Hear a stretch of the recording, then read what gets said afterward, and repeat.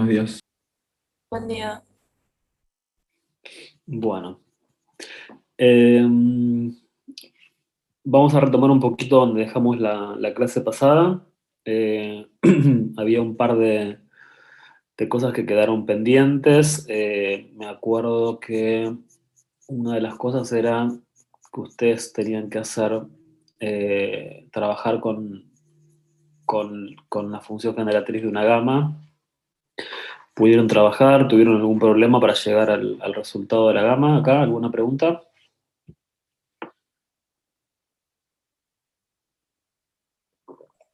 No, la verdad fue bastante simple comparado a otra como la normal. Ok, buenísimo. Bueno, era un poco lo que les había dicho, ¿no? Digamos, en las otras distribuciones yo necesito hacer ciertas suposiciones en algunos pasos, y acá, bueno, es como que simplemente es aplicar la definición de función generatriz y en función de eso hacer por ejemplo, acá tenemos un cambio de variable, y generalmente en estos ejercicios donde están involucrados la gama, siempre tienen que darse en algún punto, digamos, cuando ustedes tienen en el denominador o en algún lado gama de algo, eh, generalmente sucede esto, ¿no? Que termina con una integral que puede escribirse como una función gamma y me permite simplificar, digamos, esa gama de algo que tenga en algún lugar del desarrollo. Bueno, con lo cual eh, llegaron a la conclusión que phi de x en t, es decir, la función generatriz de la función gamma, tiene como ecuación 1 menos beta t elevado a la menos alfa, donde alfa y beta son los parámetros de forma y escala respectivamente.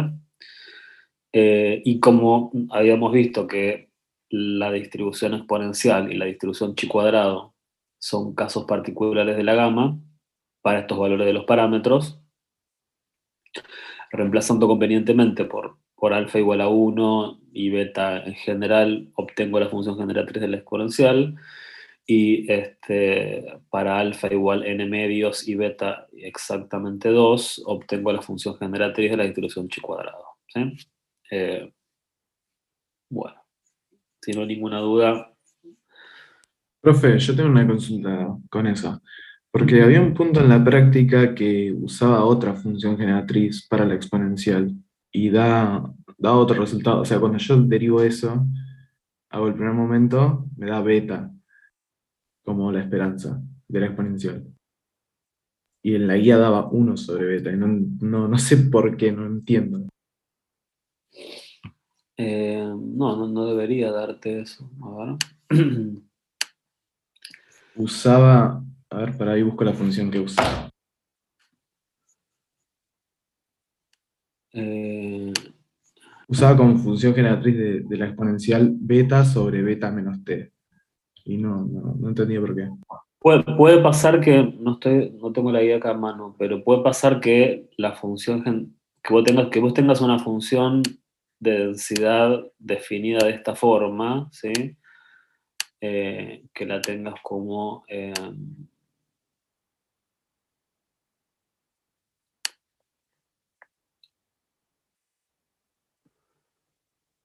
no, espera, que la tengas definida de esta manera, como beta por e a la menos beta, o sea, que vos partas de esta función generatriz, que vos partas de esta función de densidad directamente. Ah, y ahí se invertiría. Ah, está bien. Ok, ahora tiene sentido. Entonces, como justamente la esperanza es 1 sobre el parámetro ¿no? Te va a quedar 1 dividido 1 sobre beta, entonces la esperanza va a ser beta. Pero, digamos, es simplemente haber definido el parámetro al revés, nada más. ¿Sí? Buenísimo, gracias.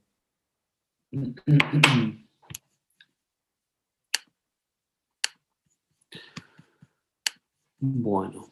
Después habíamos visto las propiedades, ¿sí?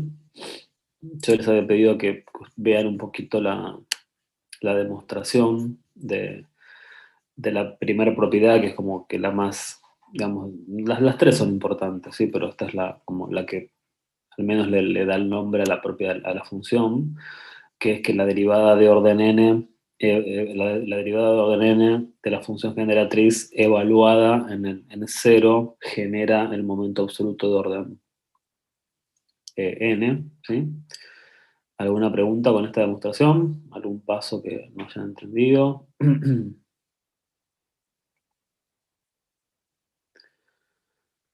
Lo que hacemos básicamente es trabajar con la función, con el desarrollo en serie de la función e a la x.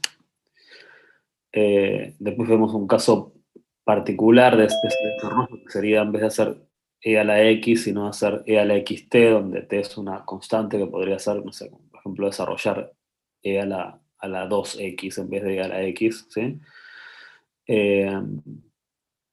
Aplicamos el operador esperanza, dado que la función generatriz se define como la esperanza de la xt. Eh, y, digamos, perdón, esta es la parte un poquito más complicada, ¿no? De entender que, digamos, al aplicar los momentos, tenemos que, por ejemplo, el momento, la esperanza de uno es uno, ¿no? Más o menos, esto no es complicado porque simplemente es aplicar propiedades del operador esperanza, ¿no? Y reescribir todos los términos que son infinitos, porque el desarrollo de a la xt es infinito, en función de los diferentes momentos, y cuando derivan por primera vez y evalúan en cero, comprueban que generó el primer momento. Cuando vuelvo a derivar y evalúo en cero, comprueban que generó el segundo momento, y así puedo continuar, ¿no? Con la tercera derivada y el tercer momento, y generalizo esta propiedad diciendo que la derivada de orden n evaluada en cero genera el momento absoluto de orden n, ¿sí? Y después teníamos estas dos propiedades que tienen que ver más con propiedades reproductivas. Dios, qué difícil que es esta hora. Pero las propiedades reproductivas de cómo calculo la función generatriz de una combinación lineal de una variable aleatoria, y cómo calculo la función generatriz de una suma de variables aleatorias en la medida que estas variables aleatorias son independientes, ¿sí? Esto es básicamente aplicando propiedades de estadística 1 del operador esperanza, ¿no? Eh, ¿Alguna pregunta de estos chicos sobre las propiedades de estas dos?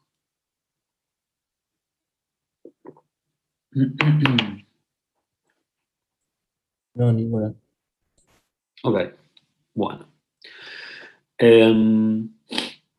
Yo lo que quisiera hacer ahora, pues, para los temas que vamos a ver hoy, no tengo presentación, ¿no? No llegué a hacer.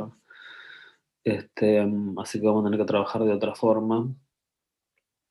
Pero antes de conectar mi super pizarrón, que va a ser una hoja, vamos a intentar trabajar un poquito acá en esta pantalla, que no es tan fácil, sobre el tema de las propiedades reproductivas, ¿no? La función generatriz, una de las, tiene como dos aplicaciones importantes, ¿sí? Una aplicación tiene que ver con la primera propiedad, que es la que genera momentos, ¿sí? Y eso lo hablamos un poco en la clase pasada, en el sentido que normalmente para generar momentos, los momentos absolutos, nosotros tenemos que ir resolviendo cada vez integrales más difíciles, ¿sí? Porque si yo quiero generar el momento de orden 1, tengo que hacer la integral de la función de x por la función de densidad, ¿no? No voy a escribir diferencial x para no perder tanto tiempo. Y así en general, digamos, para generar el momento absoluto de orden K, tendré que hacer X a la K, ¿no? Tendré que resolver esta integral.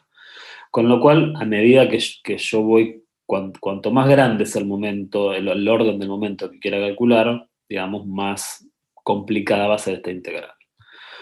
Por lo tanto, esto nos simplifica bastante la vida, ¿no? Porque una vez que yo encuentro la función generatriz, la forma en que voy a generar momentos no va a ser integrando, sino que va a ser todo lo contrario, derivando, ¿no? Y generalmente es más fácil derivar que integrar, ¿no? Esta es una de las principales aplicaciones que tiene esta propiedad. Una simplificación en la forma de generar momentos, ¿no? En términos algebraicos.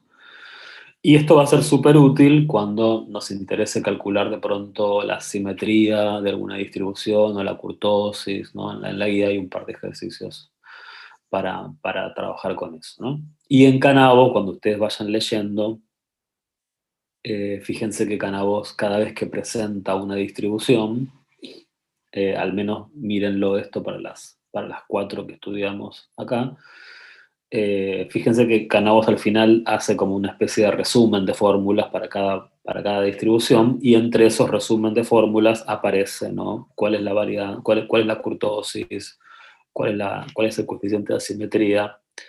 Por lo tanto, digamos, en la guía hay un par de cálculos de asimetría y kurtosis, pero si ustedes quieren practicar alguno más, mal no viene, ¿sí? Bueno. Y respecto de las otras dos propiedades, estas dos propiedades nos van a permitir apuntar a otra cosa, más que a la simplificación de los cálculos algebraicos. Nos va a permitir apuntar un poquito al tema de las propiedades reproductivas, ¿sí? Por ejemplo, una de las primeras cosas que nosotros le prestamos mucha atención es que si nosotros teníamos dos distribuciones normales, por ejemplo, ¿no? No, vamos a empezar para usar la primera, ¿no? ¿Se acuerdan que nosotros habíamos dicho que si teníamos una distribución normal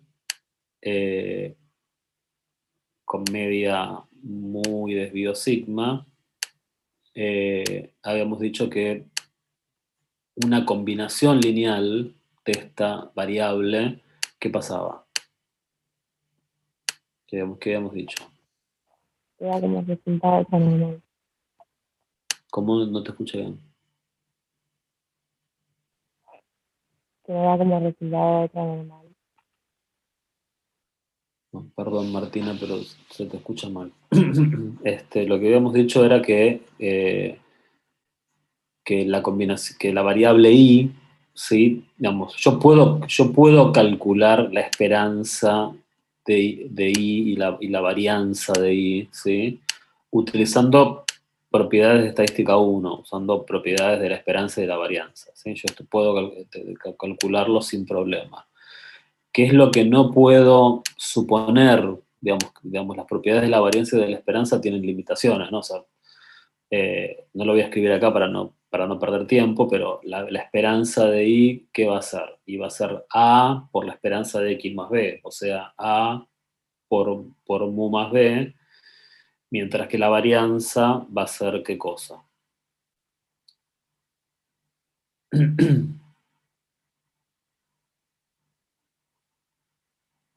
¿Cuál va a ser la varianza de i, chicos, acá?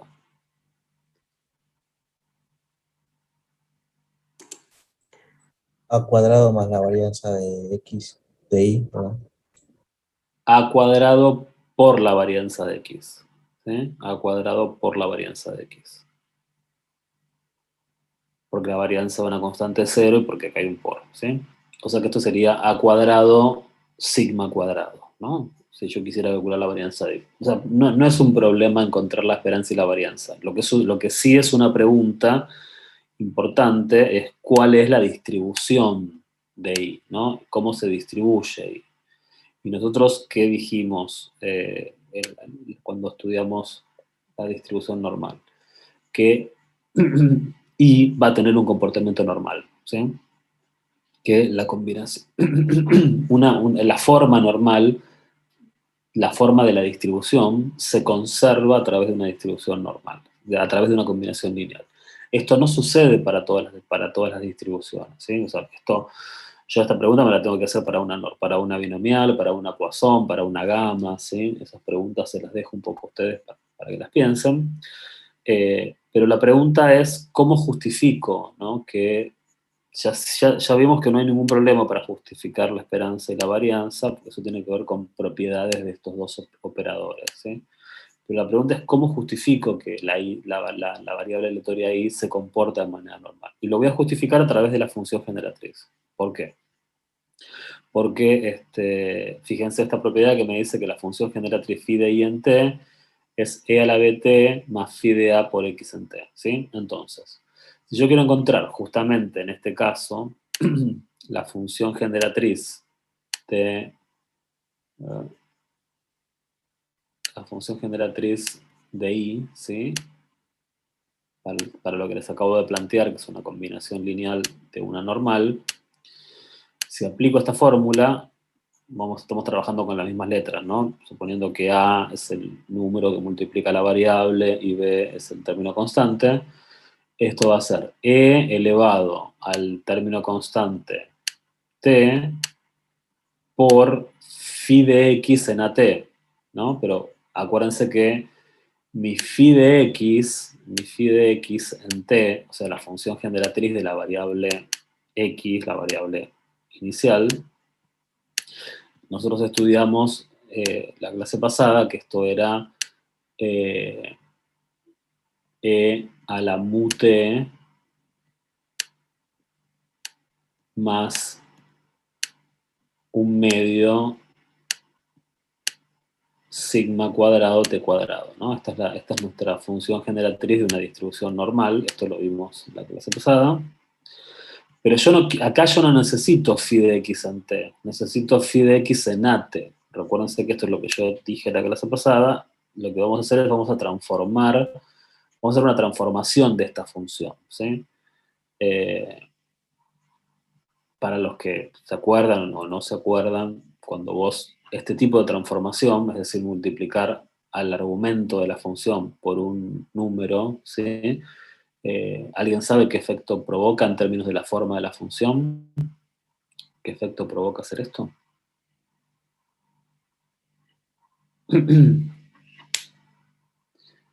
De la función generatriz. En cualquier función, cuando vos a la función, al argumento lo multiplicás por un número. ¿Qué tipo de transformación? Acá estoy hablando de análisis, ni siquiera de análisis, porque no estamos, bueno, funciones básicamente, temas funciones, colegio secundario. ¿Qué pasa cuando el argumento, qué pasa si vos tenés una función, tu función es x al cuadrado, ¿no? Esta es tu función. Provoca un desplazamiento. No provoca un desplazamiento estrictamente, ¿sí? Cambia la pendiente. Depende, porque no necesariamente, a ver, no tiene por qué ser una función lineal, ¿sí? En términos de pendiente. Yo tengo, por ejemplo, la función f de x igual a, vamos a poner acá, x, una fácil, que no tiene pendiente, porque esta es una cuadrática, ¿sí? Y yo ahora digo, bueno, calcula f de 2x, ¿sí? F de 2x. O sea, lo que estoy multiplicando es el argumento por un número. Para que entiendan qué es multiplicar para que entiendan qué es phi de x en at, ¿no? Esto sería 2, donde dice x, voy a poner 2x elevado al cuadrado, ¿no? O sea, lo que hago justamente es el argumento se multiplica por 2. Por lo tanto, esta función me termina quedando 4x al cuadrado. ¿Qué le pasó a la función? Imagínense esta función, imagínense esta función. Se desplazó, se movió. ¿Qué le pasó?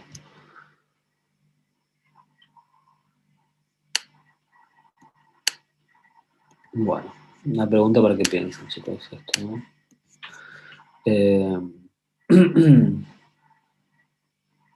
Bueno, multiplicar el argumento por una función va a transformar la función, ¿sí? En particular, cuando vos multiplicás este tipo de transformación, porque yo podría en vez de hacer f de 2x, podría decirle, bueno, calculen 2 por f de x, ¿sí? O podría decirte calcular f de x más 2, o calcular f de x más 2, pero el x más 2 adentro del argumento, ¿no? Entonces, estas son distintas transformaciones que le puedo aplicar a la función. Algunas las va a correr de manera vertical, otras las va a correr de manera horizontal, otras las va a estirar, le va a provocar un estiramiento a la función, que puede ser un estiramiento vertical o un estiramiento horizontal, ¿sí? Esto en particular lo que va a provocar es un estiramiento.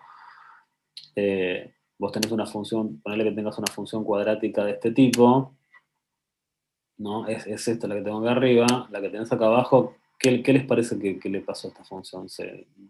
¿Me pueden decir algo que le pasó a la forma? Esta función comparada con esta, ¿qué le pasó a la forma? ¿Se lo llegan a ver? ¿Se lo llegan a imaginar? Queda como más ancha, sería. Al revés, queda como más angosta. Va, no sé si es la palabra, ¿sí? En este caso, digamos, esta función, la de abajo, es como que se va a cerrar en términos del eje X, ¿sí? Porque es como que va a crecer más rápido, como multiplicas por 4, ¿sí? Eh, va a cerrarse. Pero hay otras funciones en donde cuando vos, por ejemplo, si en vez de multiplicar por 2, multiplicas por un medio, acá te va a quedar un cuarto de x al cuadrado, ahí el efecto que vas a ver es un efecto de que la función se abrió respecto al eje X. Con lo cual acá lo que tengo es estamos deformando a la curva, pero no de manera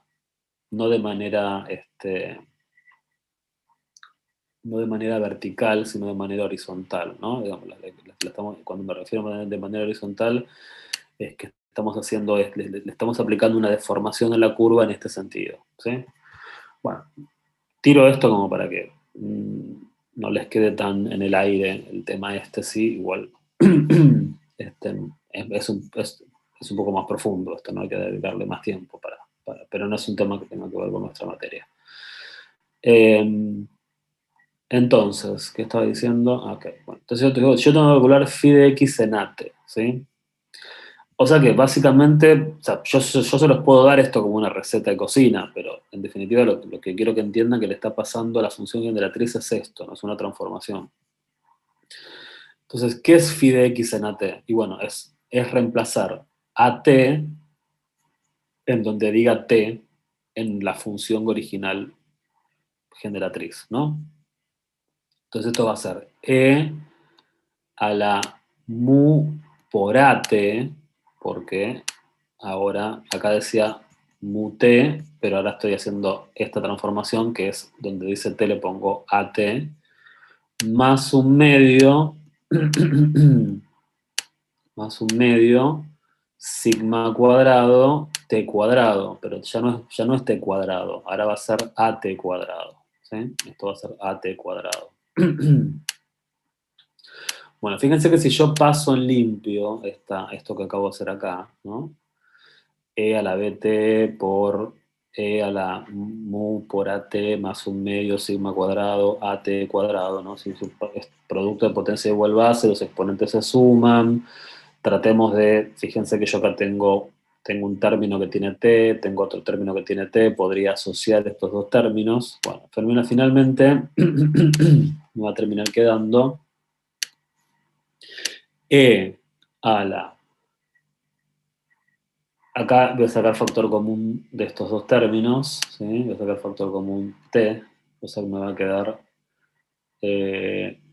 a por mu más b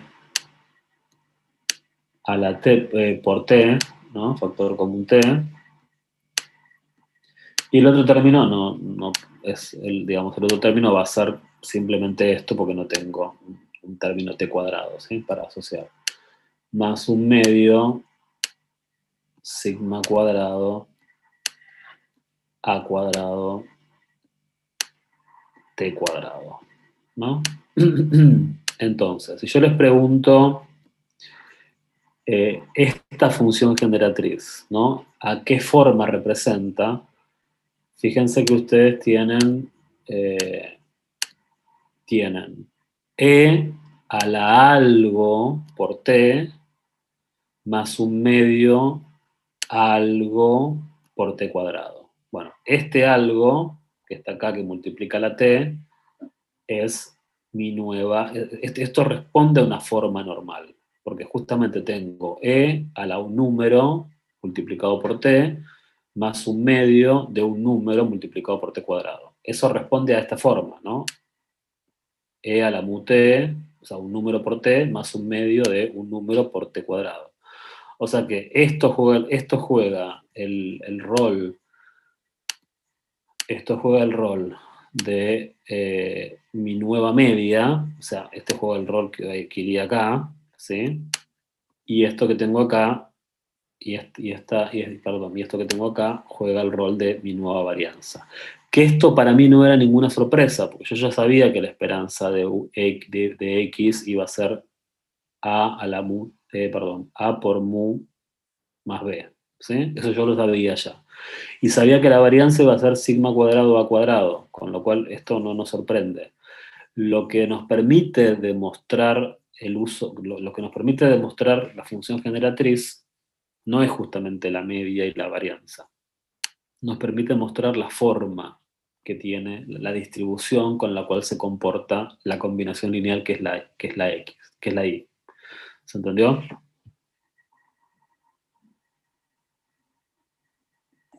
Sí, sí. Ok. Entonces, digamos, una de las principales utilidades que nos va a permitir, que nos va a dar la función generatriz es justamente cuando yo necesite probar que, por ejemplo, yo ahora acabo de demostrar, creo que este es uno de los ejercicios de la guía, ¿sí? Acabo de demostrar que la combinación lineal de una normal es normal, ¿sí? Pero yo esta pregunta la podría extender a todas las distribuciones que hemos estudiado o inclusive distribuciones que no conozcamos la forma, ¿sí? O sea, una distribución, yo les digo, bueno, acá tenés la función de densidad, calcular la función generatriz y fíjate si la combinación lineal de esto es una normal. La única forma que tienen, o directamente, ni les doy la función generatriz, omito ese detalle, y les doy una función de densidad que ustedes no conocen y les pido que hagan una combinación lineal de esa variable aleatoria que tiene esa función de densidad y que vean si la combinación lineal sigue manteniendo la forma de esa distribución, ¿sí? Y lo mismo podría pasar con la segunda propiedad, que tiene que ver con la suma de variables aleatorias, ¿no? Por ejemplo, yo me pregunto, ¿la suma de dos distribuciones normales es normal? Sí, es normal, ¿tá?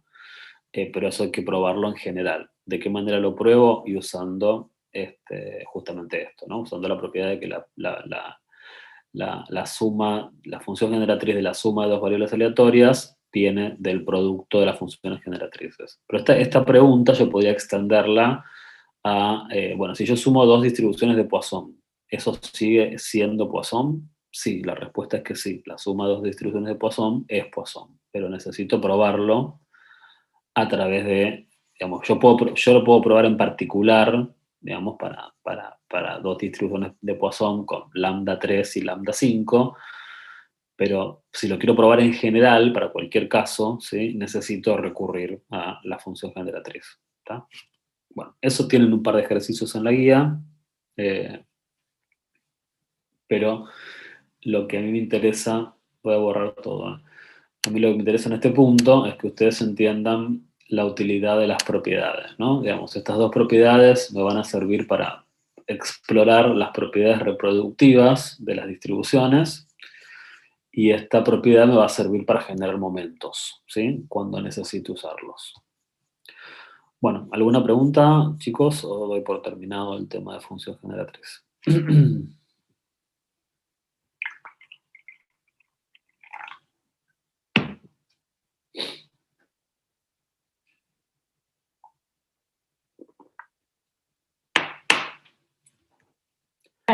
Profe, por ahora venimos bien. Va, por lo menos yo lo vengo bien. Vengo entendiendo lo que está explicando, no sé los demás. Ok. Bueno, yo quiero que entiendan, ¿no? Que la materia tiene como dos partes, ¿sí? Sobre todo ahora que estoy leyendo un poco las críticas que hacen en la oferta calificada, que siempre está bueno, a mí me sirve mucho digamos, las críticas, o sea, soy bastante abierto en ese aspecto. Eh, digamos que por ahí a veces hay muchos comentarios que apuntan a la dificultad de la primera parte en términos algebraicos, ¿sí? La materia tiene dos partes, chicos, estos tienen que entenderlo, o al menos aspiro a que lo entiendan, ¿sí?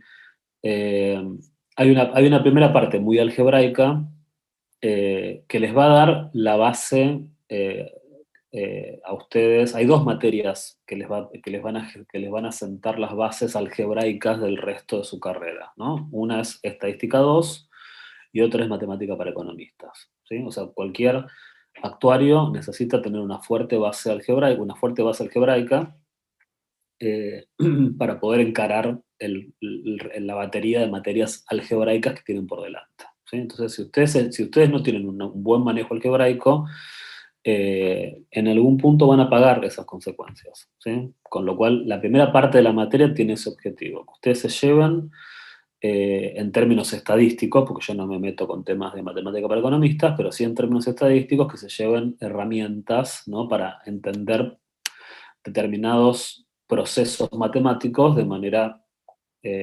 profunda, ¿no? Porque lo necesitan para toda la tonelada de materias actuariales que tienen por delante.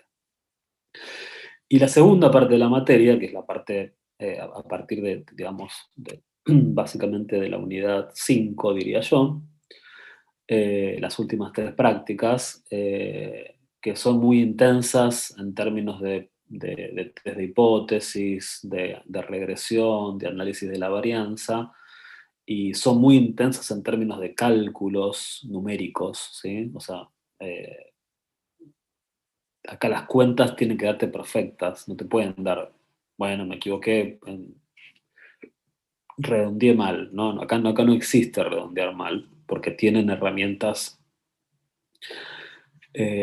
tecnológicas que les permiten hacer cálculos perfectos, ¿sí?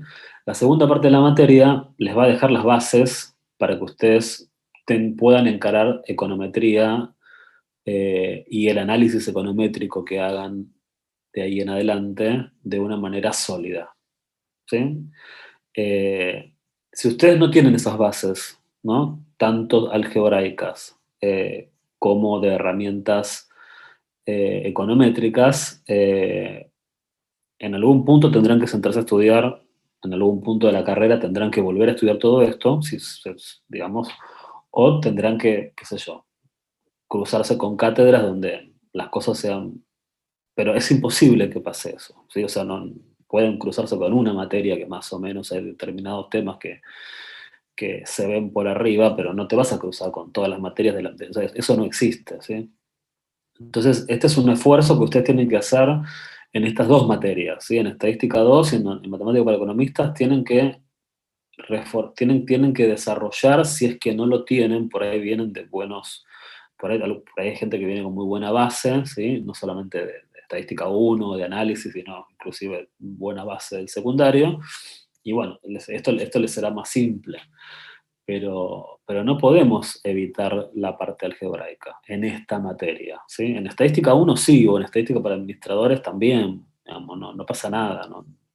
Ningún contador o ningún administrador de empresas va a sucumbir porque no sabe, función generatriz de momentos, ¿sí? Pero el resto de ustedes que estudian actuario o que estudian economía, en algún punto estas cosas las van a necesitar para entender otros procesos. Si no, van a tener todo atado de manera muy frágil, ¿sí? Mi comentario, ¿tá? Después cada uno hace lo que puede o lo que quiere, ¿no? Pero les digo mi impresión del tema. Bueno, ok, ahora vamos a seguir con dos temas. A partir de acá es un poco teórico esto que sigue esta clase y la que viene. Yo creo que mañana voy a dar clases, chicos. Obviamente no es obligatorio, pero si no, no llegamos, ¿sí? No quiero atrasar. Profe, ¿lo va a avisar por la plataforma? No, pongámonos de acuerdo ahora, no sé, salvo que ustedes estén ¿Puede extremadamente... no ser a las 7? Sí, por mí sería ideal que no sea a las 7. Pero, bueno, no sé, a ver, si les molesta demasiado, no doy. O sea, obviamente que no es obligatorio, pero no alcanza con 6 horas por semana, ¿sí? Digamos, yo los puedo mandar a leer Canabo, no tengo drama, pero no sé si les va a cerrar con leer Canabos. ¿Están muy en contra de que mañana tengamos 2 horas de clase? Por ejemplo, de 9 a 11 o de 11 a 1, no tengo drama. Profe, yo prefiero las clases. Por mí no hay problema. Sí, yo también. Mejor incluso. No, no hay problema. Ok, ¿qué prefieren, de 9 a 11 o de 11 a 1?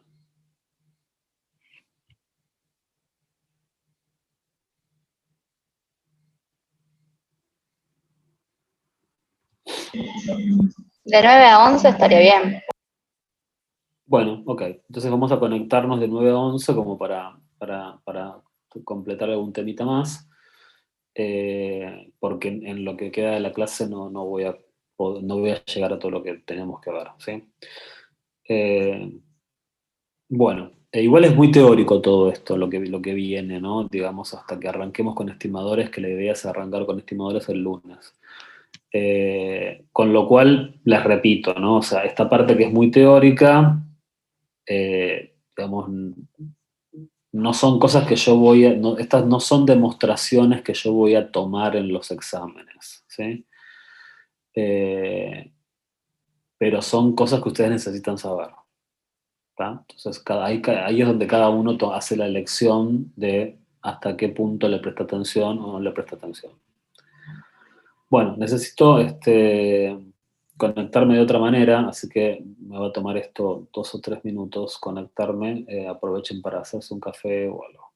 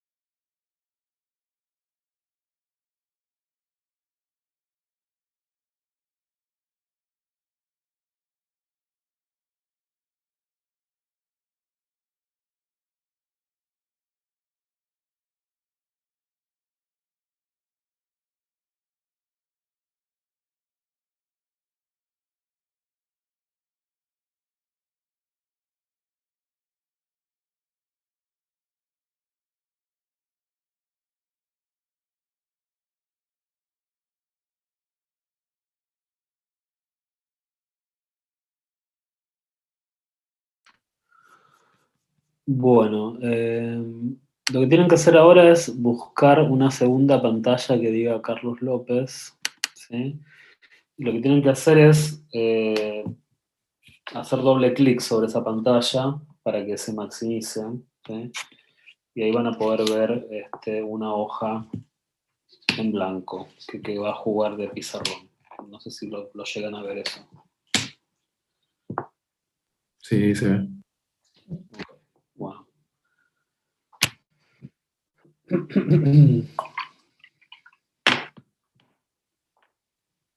Profe, mañana veríamos el capítulo 7 de Canaos, entonces. No sé, cuando termine de darles hoy la clase, les digo que veríamos mañana a ver hasta dónde llegamos ahora. Ok. Pero que el capítulo 7, ¿qué es? ¿Qué tema es el capítulo 7? No lo tengo a mano el libro ahora. A ver, ahí me fijo. No, porque decía el cronograma, por eso pregunté.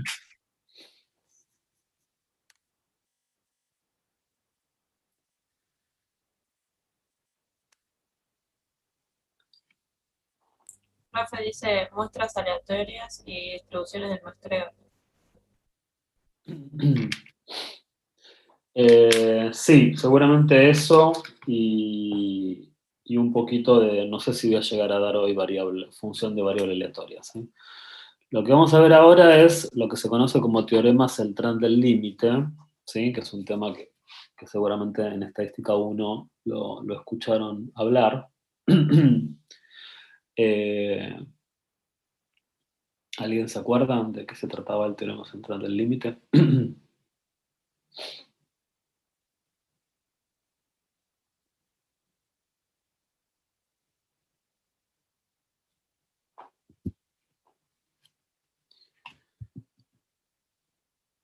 Bueno, lo que el teorema plantea es lo siguiente, ¿no? El teorema plantea que si nosotros tenemos un conjunto de variables aleatorias, ¿sí? Vamos a llamarles x sub 1, x sub 2, x sub n, y estas variables aleatorias son independientes, eh, por supuesto, como al ser variables aleatorias, cada una de estas variables, o sea que cada una de estas variables va a tener una esperanza, ¿no? A la cual le voy a llamar mu sub i, y cada una de estas variables aleatorias va a tener una varianza, a la cual le voy a llamar sigma cuadrado sub i, ¿sí? Eh, lo que el teorema plantea es que si yo defino una variable i que sea la suma de estas variables aleatorias, es decir, si yo agrego las variables aleatorias, eso lo podría escribir de la siguiente manera, ¿no? Como una sumatoria desde 1 hasta n de estas x sub i variables aleatorias.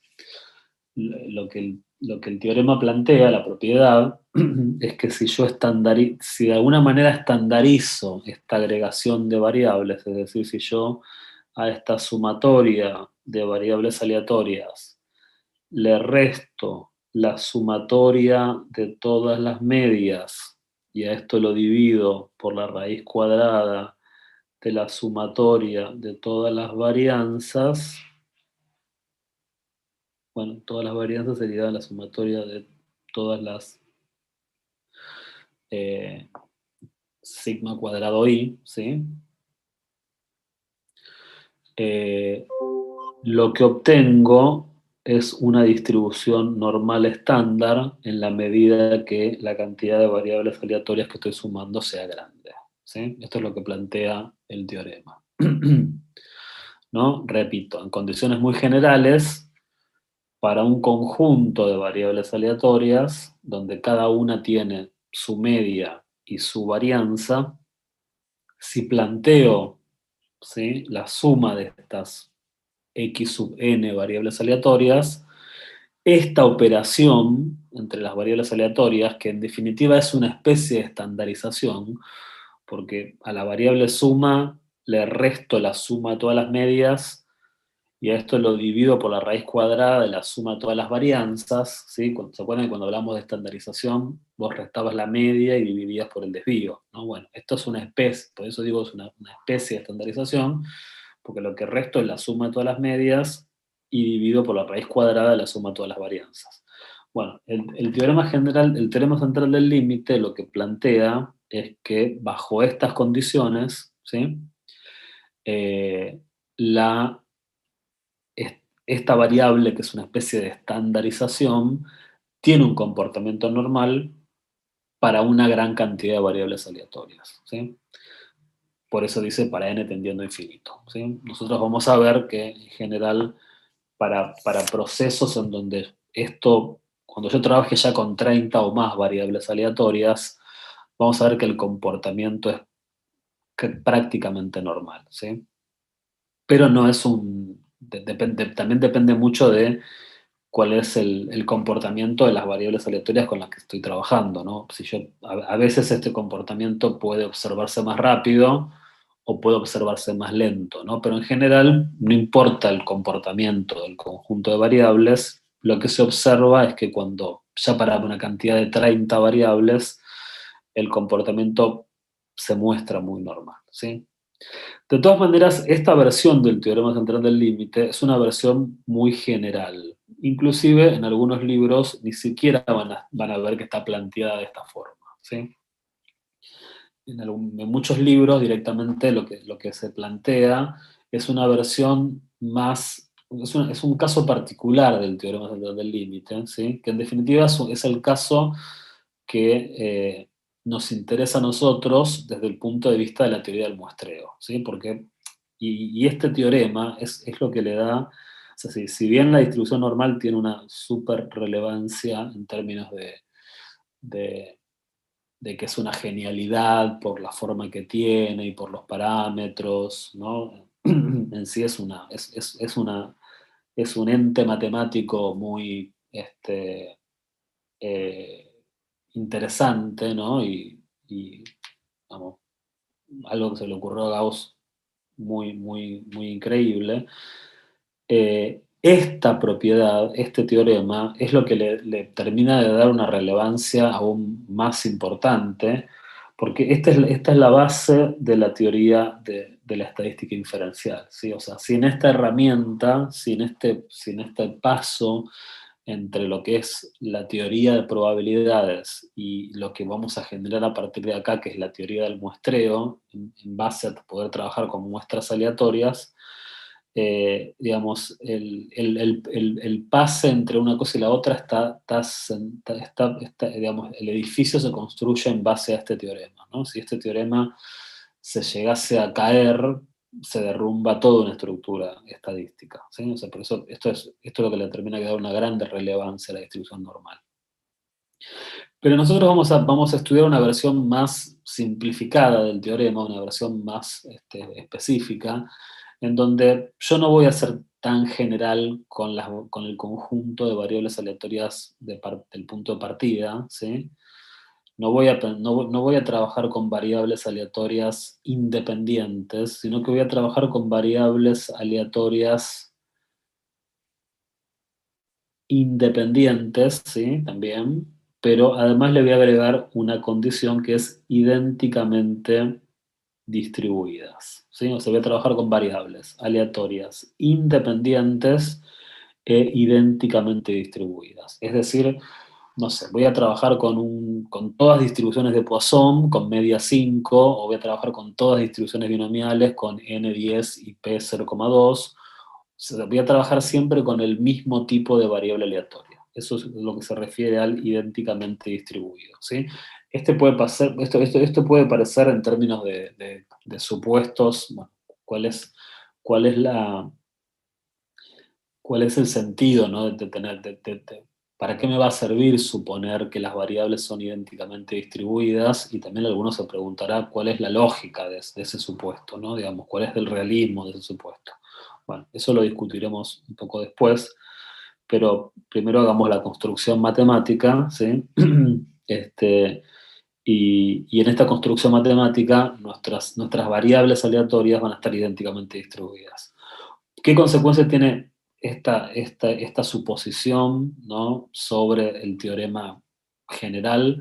Es que yo ahora no voy a simplificar un poco la notación en términos de que si si las variables aleatorias son idénticamente distribuidas, ya no necesito escribir mu sub i, sino directamente escribo mu, porque si todas son idénticamente distribuidas, entonces la media va a ser igual para todas. Y lo mismo en términos de la varianza, ¿no? Si la varianza de las x sub i va a ser sigma cuadrado, o sea, no necesito distinguir entre sigma cuadrado sub i, porque son todas las distribuciones idénticamente distribuidas. Por lo tanto, si yo planteo justamente la suma de todas estas variables aleatorias independientes e idénticamente distribuidas, ¿qué me dice el teorema central del límite? Que la estandarización de esto va a generar una normal estándar, ¿sí? Entonces, lo que estamos diciendo acá es que justamente la suma de estas variables aleatorias independientes e idénticamente distribuidas menos la suma de todas las medias, es decir, menos n veces mu, porque no necesito utilizar la sumatoria porque son todas iguales, dividido la raíz cuadrada, ¿sí?, de la suma de todas las varianzas, es decir, n sigma cuadrado, porque no necesito usar la sumatoria porque son todas iguales. Esto tiene un comportamiento normal estándar para una n grande, ¿sí? O sea, este caso que yo había escrito acá arriba, al suponer que las variables aleatorias se distribuyen de manera idéntica, ¿sí?, simplifica esta expresión que obtengo, ¿tá? Lo que vamos a hacer acá es, tanto al numerador como al denominador, lo vamos a dividir, vamos, lo que voy a hacer es, al denominador lo voy a dividir por n, y al numerador lo voy a dividir por n. Digamos, dividiendo numerador y denominador por x, por n no cambió nada, ¿no?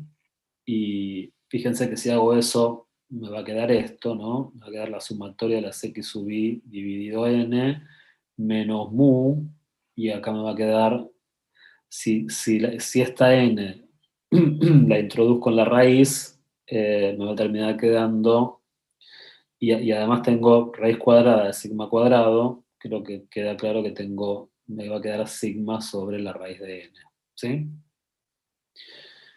Esto tiene una distribución normal estándar, ¿ok? Para una n grande. Bueno, pero a esta expresión, que a nosotros no nos resulta desconocida, ¿no? O sea, generalmente a la suma de las x sub i dividido n, ¿cómo le llamamos a esto? Media. Claro, le llamamos la media si estuviésemos trabajando con datos, ¿no? Si estuviésemos trabajando con datos, esta es la media de los datos. Nosotros no estamos trabajando con variables aleatorias, ¿sí? Recuerden que siempre hay un mundo paralelo, ¿no? El mundo de los datos y el mundo de las variables aleatorias. Bueno, pero como justamente, y estas no son x minúsculas, son x mayúsculas porque representan variables aleatorias. Pero como justamente lo que yo estoy haciendo es algo muy parecido a calcular la media, ¿sí?, de los datos, a esta variable aleatoria, que es la suma de las variables aleatorias dividido la cantidad de variables que tengo, le voy a poner un nombre propio que va a ser una x mayúscula raya, ¿sí? Esto viene de, digamos, esta notación viene de los datos, de la estadística, del mundo de la estadística, ¿sí? Y traigo esta expresión al mundo de las probabilidades o de las variables aleatorias. Entonces, a esta expresión que representa, no es una media estadística, sino que es una operación con variables aleatorias, como es una operación con variables aleatorias tan importante, digamos, le vamos a poner nombre propio a esta operación entre variables aleatorias que se va a llamar x raya. Entonces, acá aparece, digamos, la primera distribución muestral, que todavía no estoy hablando de muestra, pero, digamos, ustedes ya cursaron estadística 1, así que saben de qué estoy hablando. Acá aparece nuestra primera distribución muestral, ¿no? Una distribución que dice que x raya, x raya que no representa cualquier cosa, representa esto, ¿no? Representa una operación con variables aleatorias, menos mu, ¿qué es mu? Mu es la media de todas las variables aleatorias que componen este conjunto de variables aleatorias independientes e idénticamente distribuidas, a lo que le voy a llamar dentro de poco muestra aleatoria. X raya menos mu dividido sigma sobre la raíz de n, esto tiene un comportamiento normal para una gran cantidad de variables, ¿sí? Bueno, esta es la piedra fundacional de la estadística inferencial, ¿sí? Esto es lo que me va a permitir hacer inferencia sobre,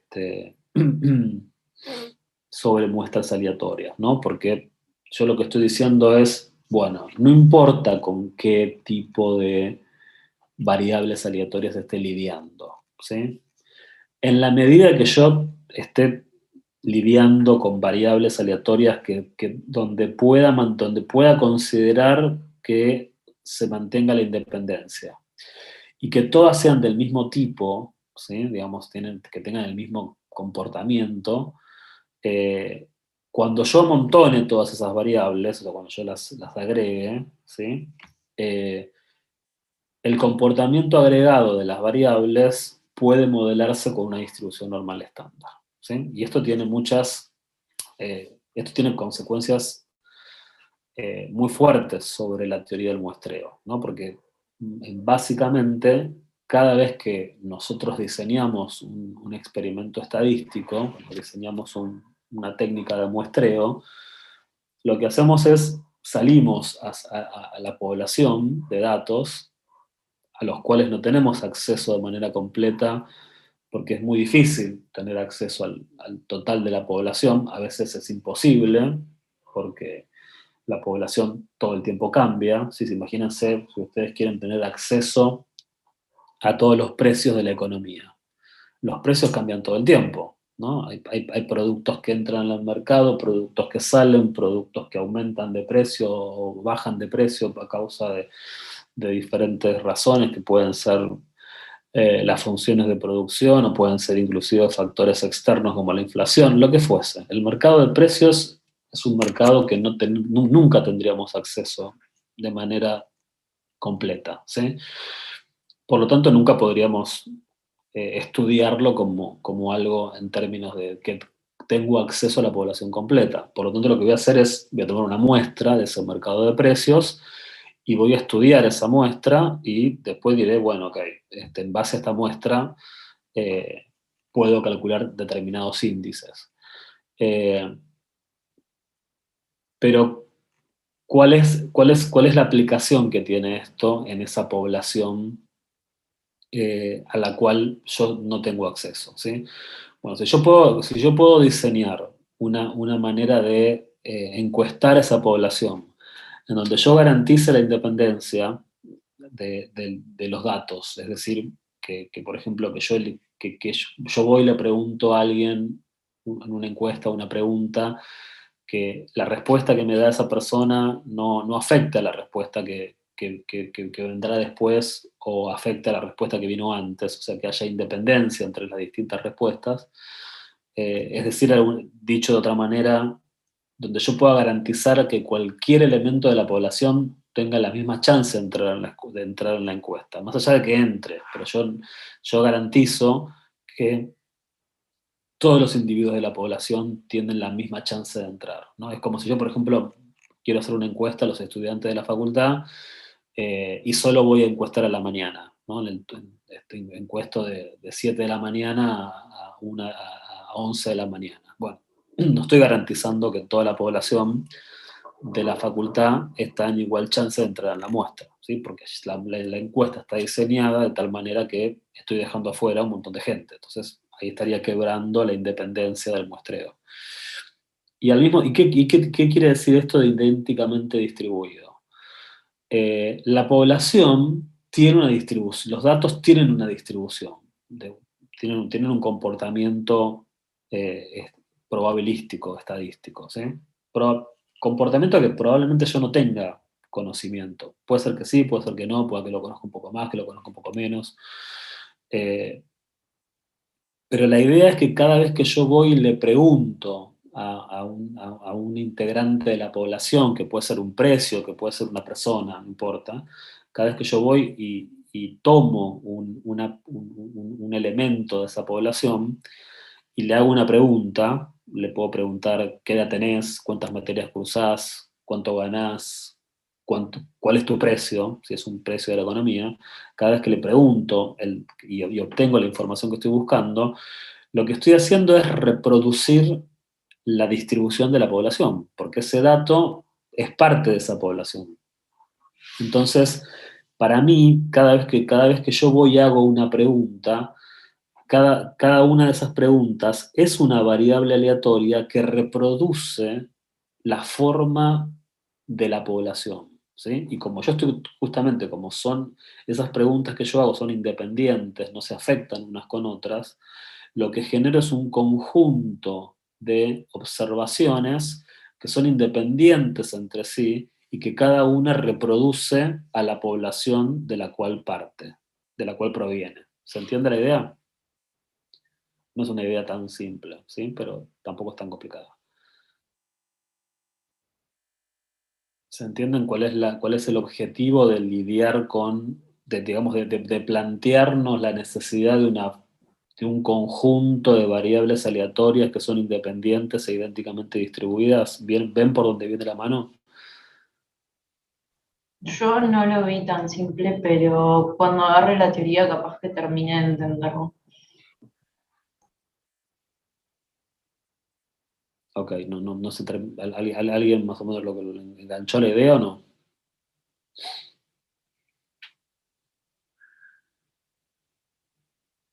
Yo tengo una pregunta. Entonces, ¿todas estas variables aleatorias están dentro de la misma población? Exacto. Por ejemplo, yo quiero investigar la edad promedio de un alumno de la facultad, ¿sí? O sea, quiero saber cuál es la media de la edad de la gente económica. No tengo acceso al 100% de la población, ¿sí? Creo que ni la facultad sabe cuántos alumnos tiene. Entonces es imposible. Si yo pudiese mandar una encuesta preguntarle a todo el mundo qué edad tenés y que me responda y eso meterlo en un Excel y hacer una cuenta, buenísimo. Pero eso no existe, ¿sí? Entonces lo que tengo que hacer es una muestra, ¿tá?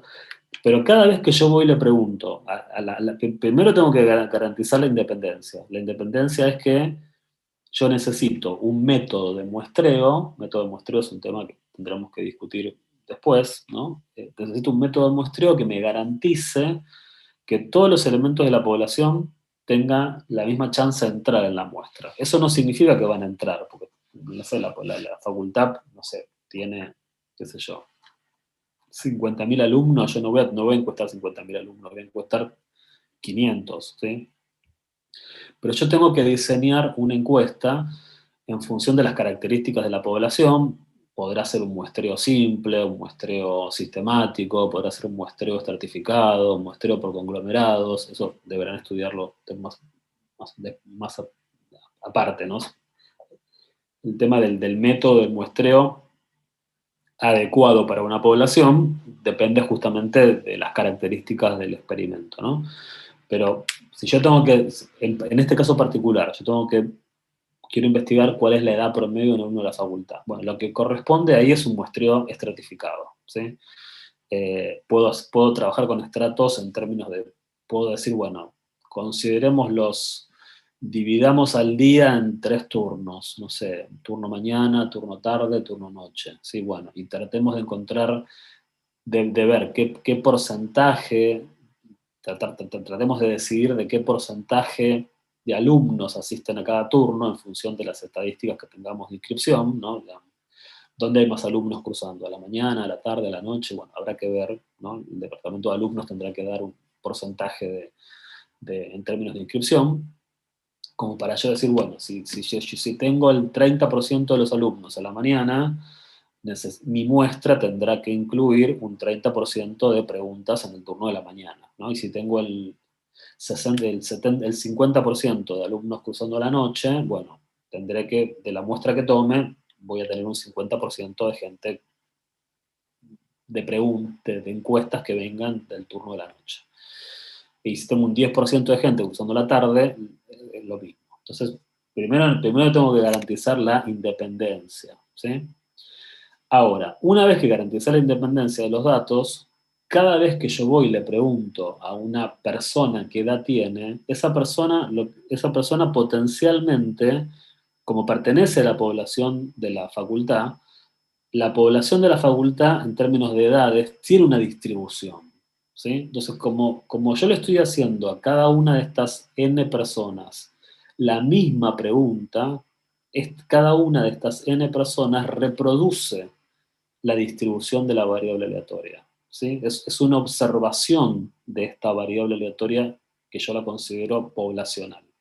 Por lo tanto, para mí, cada una de estas personas, hasta el momento que responden la encuesta, hasta que me dicen, yo tengo 19 años, yo tengo 27 años, no importa la edad que me diga, hasta que me responde, potencialmente está reproduciendo la distribución de la población. Ahora, una vez que me respondió la pregunta, ya dejó de ser una variable aleatoria y se transformó en una X minúscula, se transformó en un dato, ¿sí? ¿Se entiende? O sea, estas variables aleatorias que componen este conjunto de variables aleatorias a la cual yo le voy a llamar muestra aleatoria, una vez que yo fui e hice la pregunta, lo que obtengo es un conjunto de observaciones que son datos, ¿sí?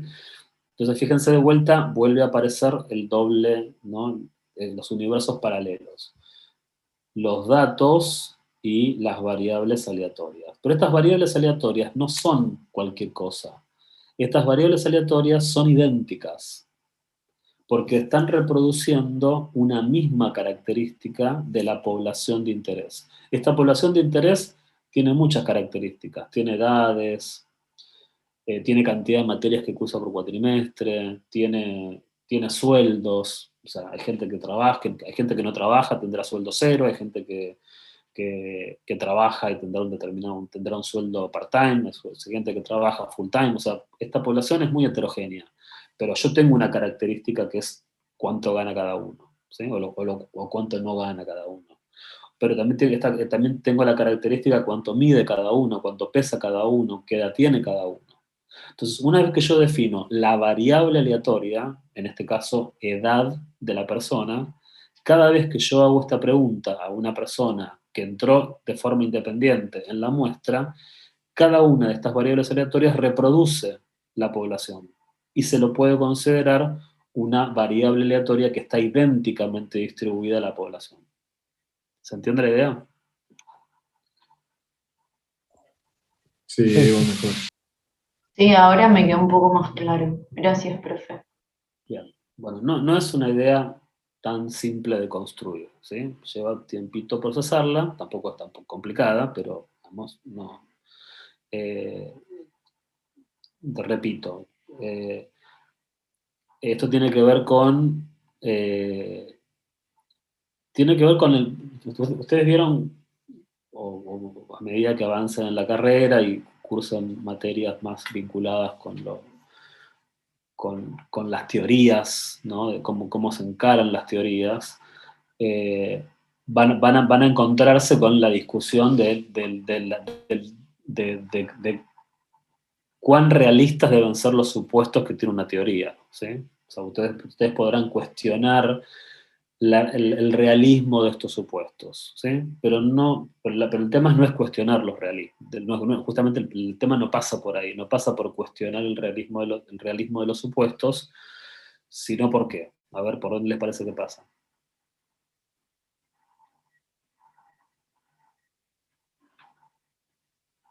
Dentro del modelo, ¿qué fidelidad tiene o qué representatividad tiene? Solo diría más en términos de qué capacidad predictiva tiene el modelo, ¿no? Digamos, si vos armás un modelo que tiene supuestos medios locos, pero el modelo funciona, ¿no? Si el modelo te sirve para modelar la realidad y para explicar la realidad y para poder predecir la realidad y tu modelo tiene capacidad predictiva, entonces no es tan importante la locura de los supuestos, ¿no? Es como, qué sé yo, cuando ustedes dicen, eh, los agentes económicos deciden los precios de la economía igualando costo marginal con ingreso marginal.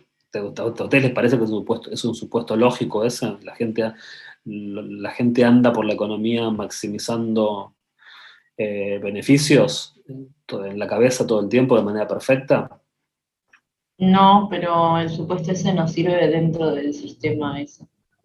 Pero es un supuesto que todavía no se lo descarta porque sigue funcionando, porque ese modelo, que parte de cosas un poco locas, todavía sigue teniendo capacidad explicativa de la realidad y capacidad predictiva de la realidad. Y todavía no hay un modelo que haya mejorado eso, ¿sí? Entonces, a ver, pero ¿eso significa que los supuestos son locos? No, no, no son locos. O por ahí alguno piensa que sí, que son locos. Pero es un sistema que funciona, ¿sí? Bueno, acá pasa lo mismo. Acá por ahí nos parece un poco loco suponer que eh, una, cuando se diseña una encuesta y se cuida determinados... el diseño de la encuesta, ¿no? En términos de, bueno, yo necesito que las preguntas entre sí sean independientes y voy a considerar que estas preguntas entre sí son idénticamente distribuidas porque representan una misma característica de la población de interés, que en este caso podría ser edad, ¿sí? Sí, los supuestos pueden parecer un poco irrealistas, pero la verdad que tienen una gran capacidad explicativa y predictiva de la realidad. ¿Sí? Es como cuando veamos regresión lineal y hablemos de los supuestos de Gauss-Markov, ¿no? De que suponemos que los errores se distribuyen de manera constante, por lo cual tienen una varianza homocedástica, o que las observaciones entre sí son independientes, por lo tanto no hay autocorrelación serial. Todos esos supuestos pueden parecer muy, muy locos de ver en la realidad. Pero el tema es que son supuestos que funcionan muy bien y tienen una gran capacidad explicativa y lo que es más importante, ¿no? Porque nosotros ¿qué queremos? ¿Explicar la economía o queremos poder predecir la economía? ¿No? Bueno, eso es una pregunta que ustedes deberán resolver en algún punto, pero a veces no alcanza con explicar. A veces es necesario tener herramientas que sirvan para predecir, ¿no? Digamos, es un poco poner en cuestionamiento eh, el alcance científico de lo que hacemos, ¿no? O sea, ¿no alcanza con explicar la realidad o además de explicarla es necesario poder predecir cómo se va a comportar la realidad? Bueno, en la medida que ustedes tengan herramientas que tengan esas capacidades, tienen buenas herramientas, ¿no? En la medida que no, ya estamos en problemas o no. Eso también depende de qué posición ideológica ustedes asuman ante estas cosas. Hay gente que solo le interesa explicar y se queda en eso, y hay gente que le interesa poder explicar y predecir lo que va a pasar, ¿no? Pero es otra discusión. Yo lo que quiero que entiendan acá es que cuando nosotros diseñamos una pregunta y salimos a buscar respuestas en una población, que por ejemplo pueden ser precios, ¿sí? Lo que estamos considerando es esto, que estamos trabajando con un conjunto de variables aleatorias que son independientes. ¿Qué me garantiza la independencia? Un buen método de muestreo, y a su vez son idénticamente distribuidas porque representan la característica observable de la población de interés, ¿sí? Y cada vez que yo obtengo respuestas a cada una de estas variables aleatorias, lo que obtengo es una X chiquita que representa un dato, ¿sí? Y que obviamente este dato lo voy a procesar a través de fórmulas. Y eso va a dar lugar a la teoría de los estimadores, que comenzaremos el lunes, ¿sí? O sea, ¿cómo proceso estos datos que provienen de la muestra aleatoria y qué propiedades les voy a pedir a las fórmulas que procesan estos datos para considerar que esas fórmulas, que son estimadores, estiman bien lo que pretendo observar, ¿sí? Pero bueno, esa es otra pregunta. Bueno, entonces nuestro objetivo, nosotros, digamos, partimos ¿de dónde? Partimos de las condiciones generales del teorema, central del límite, ¿no? Que esta demostración es sumamente compleja, ¿sí? Se escapa un poco a nuestra matemática, demostrar el teorema general del límite sin poner la condición de que las variables son idénticamente distribuidas, es una matemática más complicada, ¿sí? Pero en realidad, digamos, nosotros no necesitamos complicarnos tanto, porque como nosotros queremos aplicar esto al muestreo, ¿sí? a la inferencia estadística, para nosotros el supuesto de que las variables aleatorias se distribuyen de manera idéntica es suficiente, ¿sí? O sea, no necesito irme a un modelo tan general. Por lo tanto, y suponer que las variables aleatorias son idénticamente distribuidas es lo que genera esta propiedad que yo acabo de escribir acá, ¿sí? Que es que x raya menos mu dividido sigma sobre la raíz de n para una muestra aleatoria, ¿no? Conveniendo, pongámonos de acuerdo que yo a esto le llamo muestra aleatoria, esto se comporta de manera normal estándar para una n grande. Bueno, entonces lo que nosotros queremos hacer es probar esto, ¿sí? Nosotros esto sí estamos en condiciones de demostrarlo, o sea que vamos a demostrar el teorema central del límite, pero bajo estas condiciones, ¿no? Bajo la condición de independencia, que ya es una condición necesaria, ¿no? para este teorema, y con el criterio de la independencia, ¿tá? Entonces eso es lo que vamos a hacer ahora, vamos a probar este teorema. Digamos, para hacer eso, y volvamos un poquito al comienzo, ¿sí? Vamos a decir, bueno, tengo un conjunto de variables aleatorias, cada una de estas variables tiene una media y cada una de estas variables tiene una varianza, ¿ok? ¿Y cuál es mi objetivo? Mi objetivo es demostrar que nosotros definimos ahí como la sumatoria de estas x sub i, y yo lo que quiero probar es que x raya menos mu dividido sigma sobre la raíz de n se comporta de manera normal para una n grande. Este es mi objetivo, ¿sí? Bueno, para eso vamos a definir como w sub i, esta es una definición que voy a poner simplemente para en algún punto hacer más corta para ahorrar no tener que escribir con cosas tan grandes, ¿sí? Con estructuras tan grandes. Vamos a definir a w sub i como la estandarización de cada una de mis x sub i, ¿sí? Recuerden que nosotros llamamos estandarización a una variable aleatoria, restarle su media y dividirlo por el desvío, ¿no? Bueno, dicho de esta manera, nuestra i en definitiva, ¿qué es? Nuestra i en definitiva es x raya menos mu dividido sigma sobre la raíz de n, ¿sí? Que sería lo mismo que escribir la raíz de n por x raya menos mu dividido sigma, ¿sí? Seguramente estarán de acuerdo con esto, ¿no? Lo que estoy haciendo es, voy a llevar ahí, en vez de escribir i de esta forma, voy a llevarla a una forma algebraica equivalente, ¿sí? Bueno, lo que voy a hacer ahora es a esta expresión que tengo acá, la voy a dividir por n y la voy a multiplicar por n, ¿sí? Si divido y multiplico por n, no pasa nada, sigue siendo equivalente.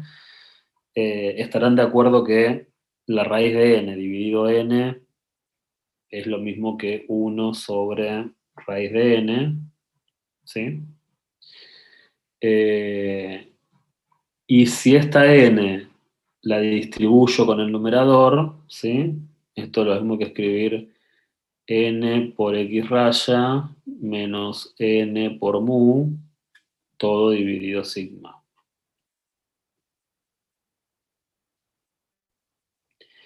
Y estarán de acuerdo que esto se puede escribir como, a ver, n veces x raya,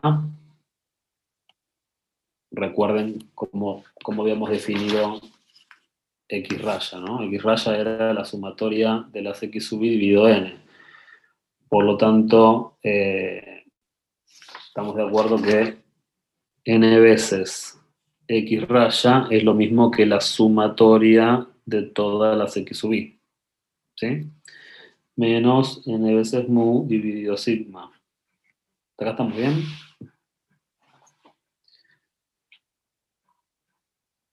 Sí, sí. Ok. Entonces, y lo puedo escribir como 1 sobre la raíz de n, y fíjense, si acá tengo la sumatoria de las x sub i menos n veces mu,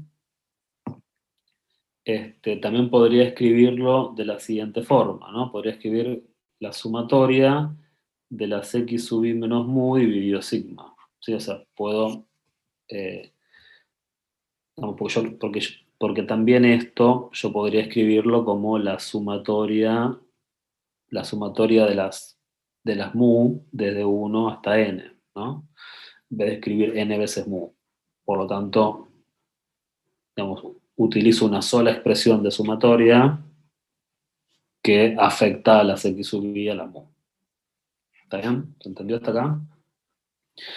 Entonces, básicamente, ¿qué es lo que hice? Lo que hice es i, que para mí era x raya menos mu dividido sigma sobre la raíz de n, ¿no? Esta era nuestra expresión inicial para ¿cuál es nuestro...? Quiero que no se pierdan de vista el objetivo. Nuestro objetivo es probar esto, probar lo que sostiene el teorema central del límite, probar que esta expresión se comporta como una normal estándar, cuando la n tiende a infinito, ¿no? Bueno, pero ¿qué pasa? Esta expresión yo necesito reescribirla de esta forma, y lo que hice acá fue pasos algebraicos para mostrar que esto se puede escribir de esta forma, porque necesito de alguna manera simplificar un poco la notación. ¿En qué medida la voy a simplificar? Y bueno, la voy a simplificar utilizando esta notación que yo la introduje al principio, que dije, bueno, vamos a definir W sub i como la estandarización de cada una de las x sub i. Y como acá tengo eso, la estandarización de cada una de las x sub i, porque tengo x sub i menos mu dividido sigma, y que es esto, ¿sí? La voy a reescribir como 1 sobre la raíz de n por la sumatoria de las w sub i. ¿Sí? O sea, yo voy a operar con esta expresión, que es equivalente a trabajar con esta expresión, ¿tá? Pero esta expresión me va a permitir operar mejor, si se quiere, ¿tá? Esto simplemente fue como... todavía no demostré nada, simplemente reacomodé esta expresión para poder manipularla. ¿Estamos bien?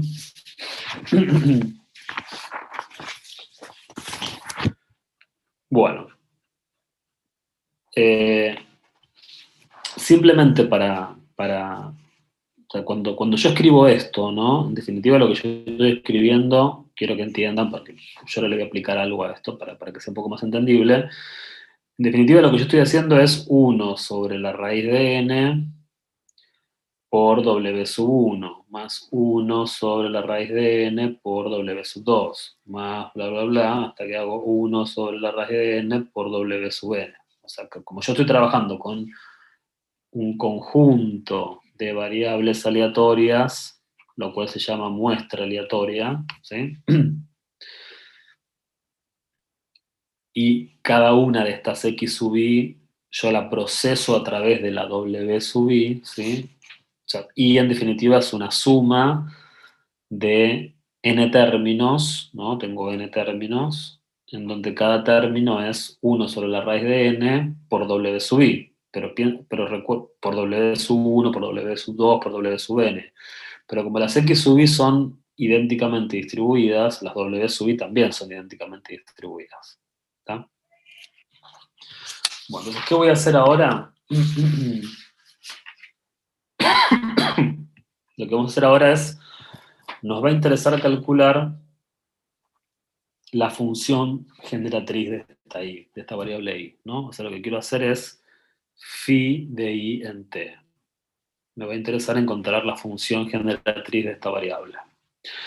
Entonces, a ver, nosotros qué estudiamos hace breves momentos, que la función generatriz, estudiamos dos cosas, ¿no? Por un lado estudiamos que la función generatriz de una suma de variables aleatorias es el producto de las funciones generatrices, eso por un lado. Y por otro lado estudiamos que la combinación lineal de la función generatriz de una combinación lineal de variables aleatorias tiene una propiedad que era e a la bt por phi de ax en t. ¿Se acuerdan? Acuérdense de esas dos propiedades de función generatriz. Entonces, por un lado, yo acá tengo una suma, fíjense, la variable i es una suma de variables aleatorias. Por lo tanto, la función generatriz de la variable i, ¿qué va a ser? Va a ser un producto de funciones generatrices. ¿Se entiende? Ahora, ¿se entendió lo que dije hace un ratito? Que cada uno de estos términos es lo mismo porque las W sub i están idénticamente distribuidas, dado que las W sub i son una estandarización de las X sub i y las X sub i son idénticamente distribuidas. ¿Se entiende que cada uno de estos términos es la misma variable aleatoria? ¿Lo llegan a ver eso? Sí, Sí, sí. sí. Ok, entonces, si yo acá tengo sumados n términos, la función generatriz de la variable i va a ser el producto de las funciones generatrices de cada uno de estos n términos. Pero como las variables son, cada término es la misma variable aleatoria, lo que estoy multiplicando es la misma función generatriz. O sea, la función generatriz de cada uno de estos términos es la misma. Por lo tanto, cuando yo pueda encontrar la función generatriz de uno de los términos, lo único que tengo que hacer es elevarlo a la n. ¿Sí? Porque es la misma función generatriz. ¿Eso lo ven? O sea, que acá lo que apliqué es la propiedad número 3. La propiedad número 3 que te dice que la función generatriz de la suma de dos variables aleatorias es el producto de las funciones generatrices. Bueno, como yo acá no tengo dos, tengo n, ¿sí? Y cada término tiene la misma función generatriz. Si yo sumo n términos, tendré el producto n veces de cada una de las funciones generatrices. Por eso la función generatriz que represente a uno de estos n términos quedará elevada a la n, porque será esta función generatriz por esta función generatriz, hasta que llegue a esta función generatriz. ¿Sí? Entonces, el tema es cómo encuentro una expresión para una de estas funciones generatrices, ¿no? Bueno, acá tengo que aplicar la segunda propiedad, la propiedad que me habla de la combinación lineal, porque en definitiva esto es un número que multiplica a la variable aleatoria más 0. Es el caso de una combinación lineal donde el término constante es 0. ¿Sí? Sería a por x más b, donde la b es 0. Y la a, que sería 1 sobre la raíz de n. Entonces, en definitiva, esto que me va a quedar, phi de W sub 1, pero en realidad esto lo voy a aplicar a la 1, a la 2, a la n, o sea que va a ser phi de W sub i. En realidad va a ser, e a la bt, pero ¿cuánto vale b acá? Dijimos que valía 0. 0, o sea que me va a quedar e a la 0, que es 1. ¿Sí? Así que por eso no escribo e a la bt, porque es 1. Digamos, de acá me quedaría e a la 0t, que es 1, así que no lo escribo, por phi de x en at, ¿no? Bueno, pero como acá la variable es w, va a ser phi de w, y le tengo que meter el sub i porque, no, porque tengo distintas w sub i. Pero esto es phi de w sub i en at, pero a es esto, ¿se entiende? O sea que sería phi de w sub i en 1 sobre la raíz de nt. O sea que directamente lo puedo escribir como t sobre la raíz de n. ¿Ok? O sea que esto que yo escribí acá es una expresión que representa la función generatriz de cada uno de estos términos. Por eso necesito meterle una i acá, porque yo por un lado voy a tener phi de w sub 1 en 1 sobre la raíz de nt, y después voy a tener phi de w sub 2 en 1 sobre la raíz de n por t, y así sucesivamente. Bueno, esta es una en general, cada una de estas, como van a tener toda la misma estructura, cada una de estas funciones generatrices, o mejor dicho, de las funciones generatrices asociadas a cada uno de estos términos, va a ser phi de w sub i, para poder distinguir el número de términos, en at, pero a es 1 sobre la raíz de n. O sea que me queda es 1 sobre la raíz de n por t, o sea, t sobre la raíz de n. ¿Está? Más o menos. ¿Lo captaron? Más o menos.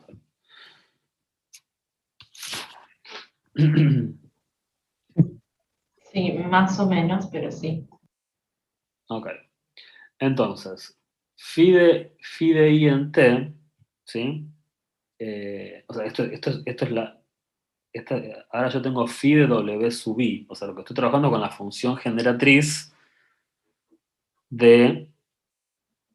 Recuerden la definición de función generatriz, ¿sí?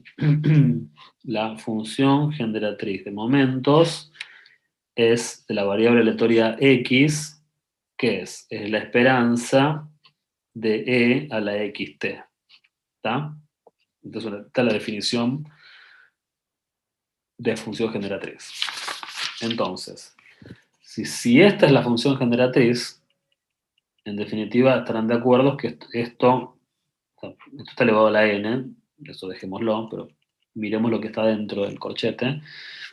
Si esto es una función generatriz, en definitiva, ¿esto qué es? Esto es la esperanza de e a la xt, ¿no? Esperanza de e a la xt, ¿no? Bueno, por acá la x, ¿qué es? W sub i, y t no es solo t, es at, o sea que esto es t sobre la raíz de n. ¿Ok? O sea que yo lo que estoy haciendo es reemplazar la función generatriz por su definición, que es lo mismo. ¿Está?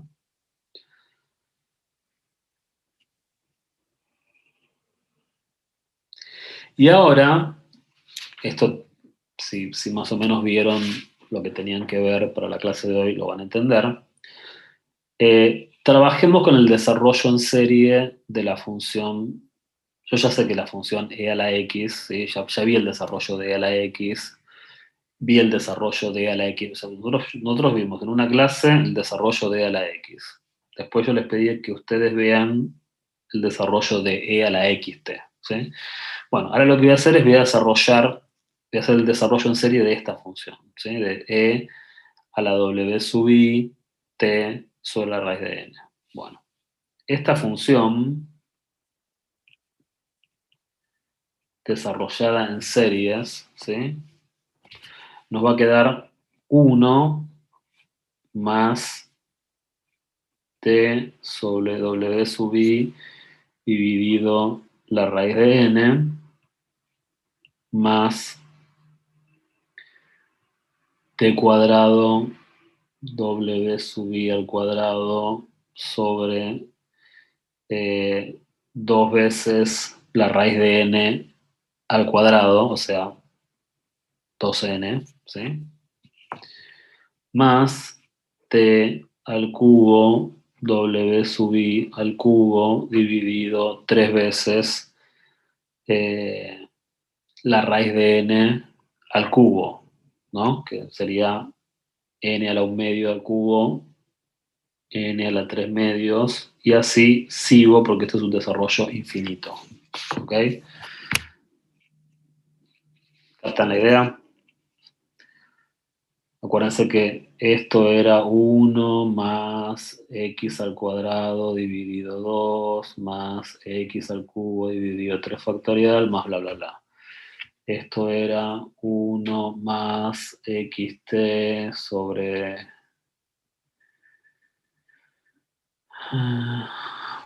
Acá me olvidé la x, ¿no? Sí, acá me olvidé el término de x, perdón. Esto, bueno, es más xt sobre 1, bueno, no hace falta ponerlo, más x al cuadrado, t al cuadrado dividido 2 factorial, más x al cubo, t al cubo dividido 3 factorial, más bla bla bla. ¿Sí? No sé. Bueno, acá lo mismo, ¿no? Yo tengo que desarrollar, es un poquito más complejo en el sentido que en vez de tener x, tienen w, pero sub i, porque tienen distintas, porque tengo un conjunto de x sub n variables aleatorias. Y ¿qué sería la t?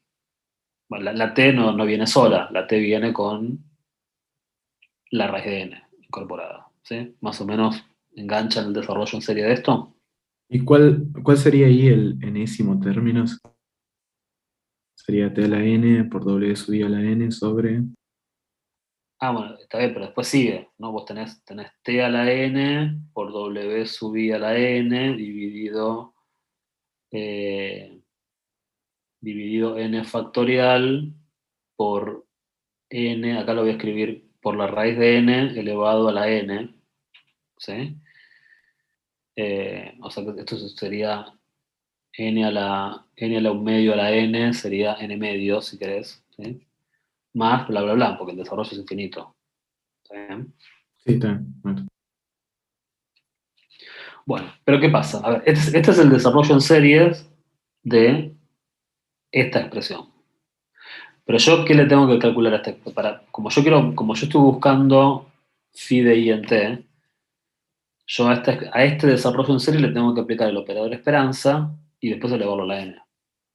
¿Está? Tengo que hacer un par de cosas. Entonces, vamos por partes, ¿no? O sea, primero le voy a aplicar el operador esperanza. Entonces, lo que voy a hacer es la esperanza de esto, de a la w sub i t sobre la raíz de n, ¿no? Si le aplico el operador esperanza, la esperanza de 1 es 1, ¿sí? Más, al aplicarle el operador esperanza, tengo que poner el foco en la variable aleatoria. La variable aleatoria es w sub i, ¿sí? Acá me va a quedar t esperanza de w sub i dividido la raíz de n más t cuadrado esperanza de w sub i al cuadrado sobre 2n más bla bla bla. ¿Ok? Esto sigue, tengo que aplicarle a esto, tengo que aplicarle a esto, etc.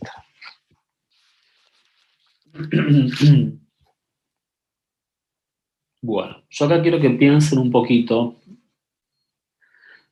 qué me va a dar la esperanza de w sub i y qué me va a dar como resultado la esperanza de w sub i al cuadrado, ¿no? Piensen que esto es el momento absoluto de orden 1 de la variable w sub i y esto es el momento absoluto de orden 2 de la variable w sub i, ¿sí?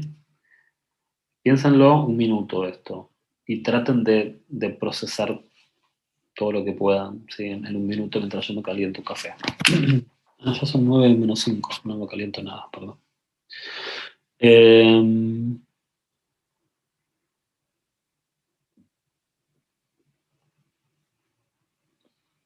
A ver, no se olviden de dónde venimos, ¿no? Venimos de acá, que las w sub i es la estandarización de la variable x sub i. Entonces, si vos estandarizaste una variable, hay algo que ya a esta altura se les tendría que venir rápido a la cabeza. ¿Qué pasa cuando yo estandarizo La una variable? esperanza es 0. Muy bien, la esperanza es 0. ¿Y qué más? Hay otra cosa que tenés que darte cuenta. Y la varianza 1. Muy bien, la varianza es 1. Perfecto. Bueno, entonces ya sé que esto es 0, ¿sí? Ya sé que esto es 0, pero yo acá tengo que la varianza es 1. Si la varianza es 1 y la esperanza es 0, el momento absoluto de orden 2, ¿cuánto vale?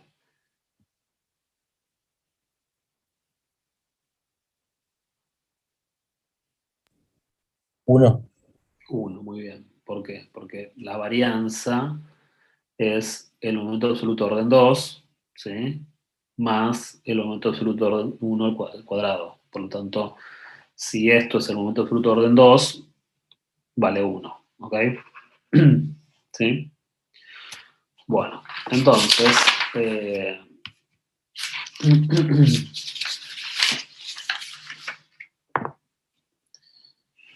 vamos por acá, vamos a volver a reescribir esto, ¿no? Yo estaba trabajando con esta expresión.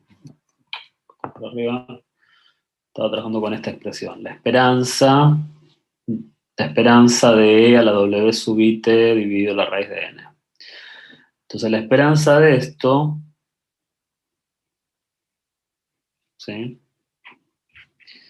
Es 1, este 1 está ahí, más T por la esperanza de W sub I, que es 0, con lo cual este término se anula, ¿sí? Porque tengo un 0 acá, más T cuadrado por la esperanza de W sub I al cuadrado, que eso dijimos que es 1, dividido 2n, más, y bueno, lo que sigue, ¿no? O sea, el tercer término lo habíamos escrito por acá, recuperémoslo, es t al cubo, w sub i al cubo dividido 3 por raíz de n al cubo, ¿sí? Más bla bla bla, paso por este y bla bla bla sigue. O sea que vamos a rescatar ese término. Acá tendría t al cubo, w sub i al cubo sobre 3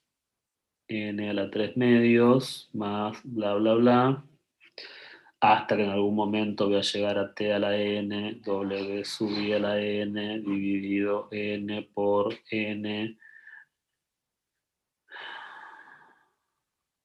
¿qué habíamos dicho?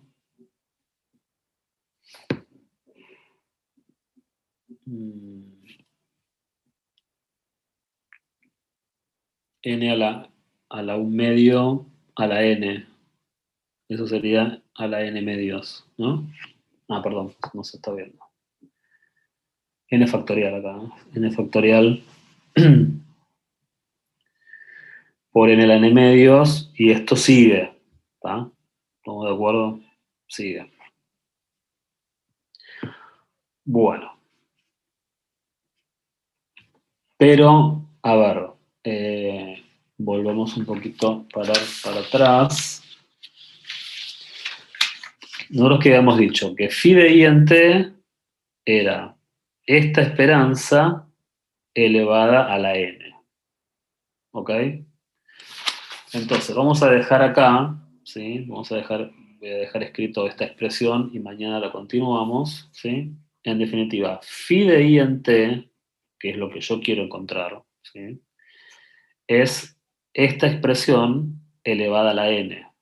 O sea que va a ser esto, 1 más, o sea, hay algo que va a estar elevado a la n, ¿ok? Al cuadrado, no, a la n. ¿Qué es lo que va a hacer? Va a ser 1 más t cuadrado dividido 2n, t cuadrado dividido 2n, más t cubo, w sub i al cubo sobre 3n a la 3 medios, más bla bla bla, hasta que llegue a esto.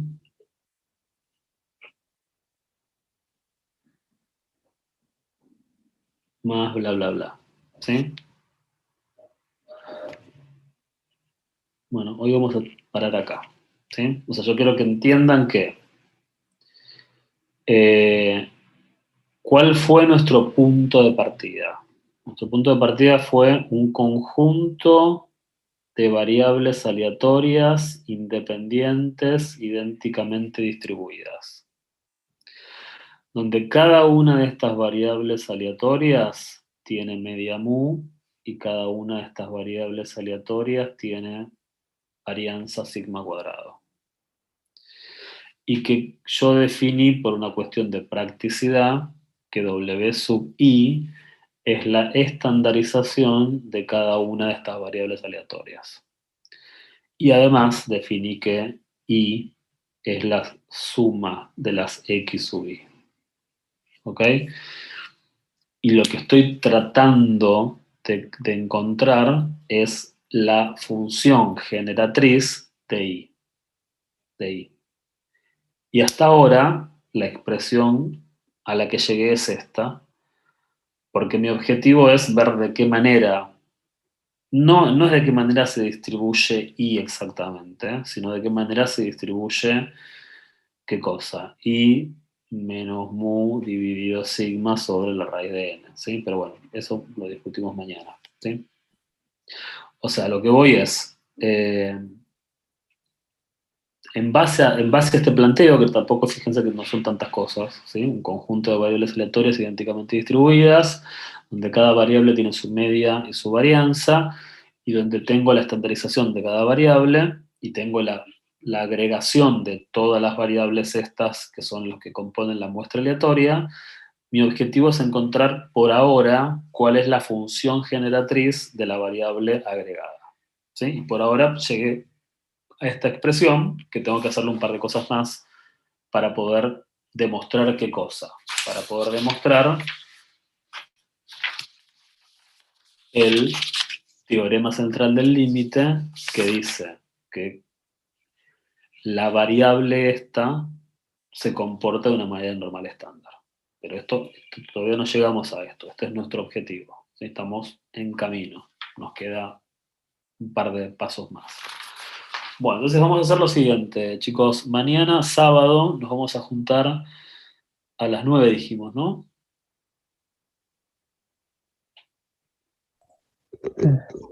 Sí, a las 9. Ok, a las Y 9. profe, dijimos a las 9. ¿Vas a mandar un link aparte? Porque... No, es el mismo link. Yo voy a agregar un... listo. Voy a poner el mismo link y va a funcionar, ¿sí?